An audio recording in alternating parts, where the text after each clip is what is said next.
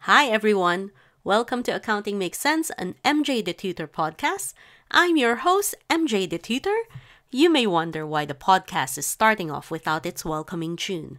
This is to signify that today's episode is a repeat of a previous episode, which offered some tidbits from the SCS pre-scene.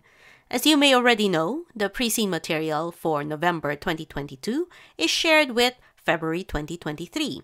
So, as we are dealing with the same pre-scene material, it goes without saying that the tidbits would be the same.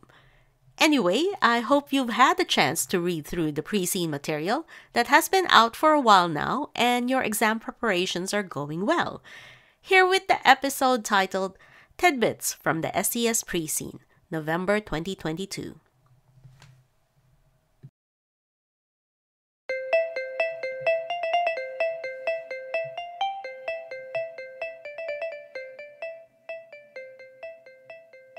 Hello, everybody.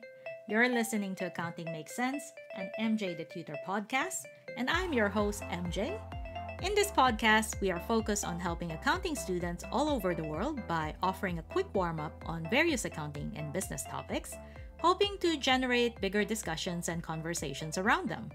If you are a CIMA case study student, then this episode is for you. We'll be doing our tidbits from the SCS pre-scene for the November 2022 session. We're going to explore some initial thoughts about the pre-scene that came out about a little over a week ago.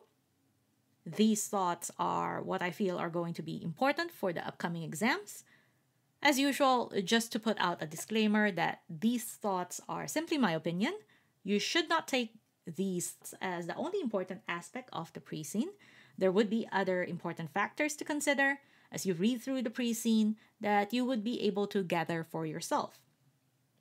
So, as we start off, let's look at what our pre-scene company is for the SCS this time. Our pre-scene company is an entity called Hot Air, which is a company that manufactures gas boilers and air source heat pumps.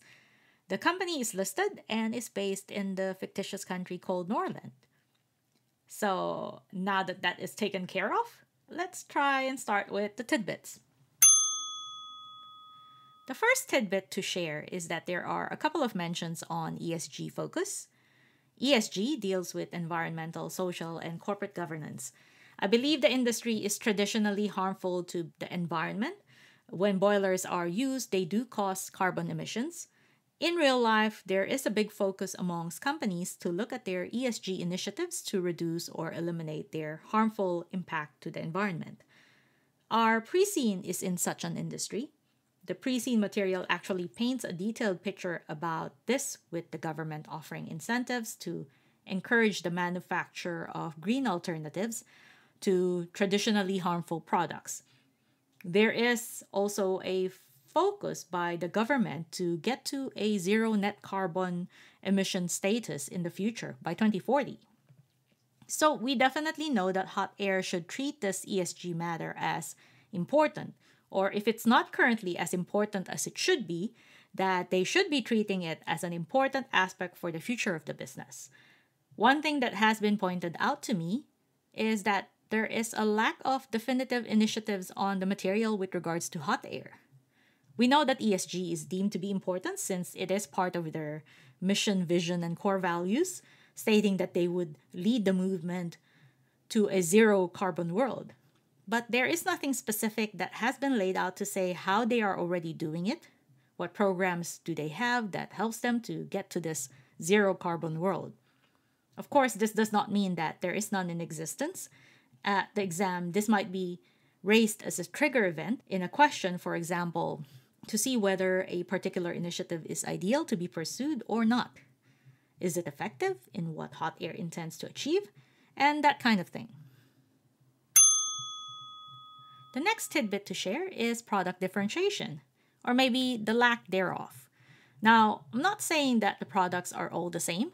We know from the pre-scene material that Hot Air products are considered to be high quality, safe, reliable, and efficient, and those are their selling points. The differentiation problem comes in from the other side when people are choosing whether to put in boilers or heat pumps, that they are not really concerned whether it's a Hot Air product or not. These consumers might not even know what brand of boiler or heat pump they have that they are putting into their houses. So that is kind of worrying. Because we have a company doing its best to be the best, but maybe these efforts are not appreciated enough by the end consumers to make the differentiation to choose the product over others.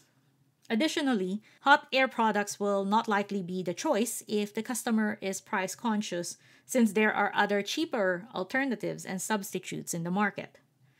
The good thing, though, is that most people rely on specialists like contractors or builders, and these specialists would likely choose hot air products over others if price is not an issue. Currently, as well, our main customers are the energy providers, the builders, etc. So maybe at this point, it's not a big issue as such. But just something to think about, that there is some pressure with regards to brand loyalty, and perhaps it's a gap that the company can exploit to see how better to make their product stand out to the end consumer itself. Another tidbit to share is the focus on safety with regards to the products. The industry is highly regulated, as these products are dangerous if they are not installed correctly or manufactured properly. So when we talk about health and safety, it doesn't only mean for the employees who handle the production of the product. These products are combustible, so it could harm the public if not handled properly. Because of the dangerous aspect of the products, when they are installed, they are only installed by qualified plumbers. At the exams, there could be a question about a possible issue with some products or design of the products that have to be addressed. Please do remember that if there are, that safety should be at the top of your mind when answering questions like that. You must put the safety of the consumers and ensure that this is taken care of first and foremost. The last tidbit to share is perhaps a bit of a nitpicky one. I just noticed that the IT department falls under the CFO. Now, this in most companies is normal, I'd say. Although for a company like Hot Air, this might not be enough. There is mention that the CFO is nominally responsible for this department, which almost kind of implies that she is barely managing this department. And for a company like Hot Air, maybe perhaps treating and using technology to improve products and offerings, it might be better to have IT as a separate function, where you have someone properly skilled and experienced to lead it. No diss to the CFO, but of course, we can see that her background is mainly as a professional accountant, and there are many accountants who are well versed to handle IT as well. It's just that if IT is going to be this important part of gaining competitive advantage for the company, a dedicated person solely focusing on technology and innovation might be better.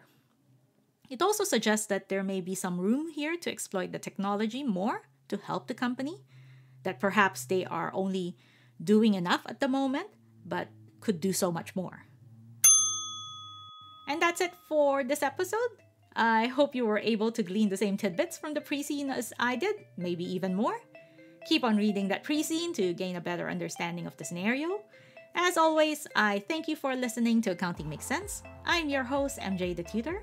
If you're keen to connect to be updated with the arrival of the next episode of this podcast or find CIMA resources online, please head on over to my website, www.mjthetutor.com. You can also hit subscribe on whichever platform you are using to listen to this podcast. If you want to connect on social media, I'm on Facebook, Twitter, and Instagram under the name MJ the Tutor. So I hope to see you again next time. Ciao for now!